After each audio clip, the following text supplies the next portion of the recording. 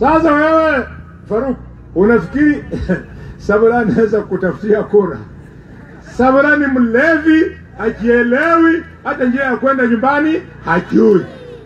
Mimba nenga hata shiana lugari ya ukienda lugari boma ya Sabula hapa Manyonyi, hali gate mara ya mwisho mtu kupita kwa hiyo gate, miguu ya ng'ombe, miguu ya binadamu, miguu ya gari, sijui ni miaka 2 ama miaka 3. Huyo mtu hajielewi, anaishi huko Shinyalu. Shinyalu anaishi kwa lodging. Lodging inaitwa Fine Breeze hapo Iresi. Mwenye hiyo lodging ni candidate wa Eugene Wamalwa, chairman wa DAPK, anaitwa Butichi. Butichi ndio huwa anapatia Sabula chai ya asubuhi ya bure. Huyo mtu wako bure kabisa, anakunywa mshahara yote kwa mwezi mmoja inaisha. Sasa wiki hii Wamalwa, we have to do something about the Luhya house. I am embarrassed. Thank you, Brayo. Thank you.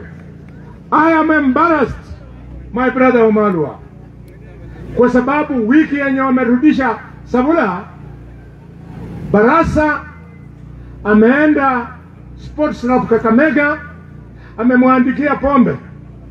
Sasa pombe yake akikunywa, akifikisha chupa 4, Barasa anasema funga.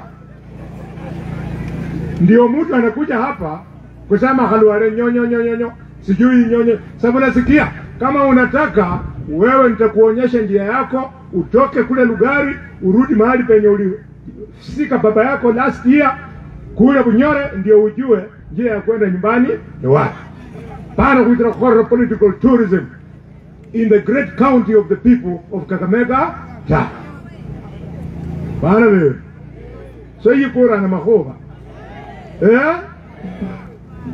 Asante sana.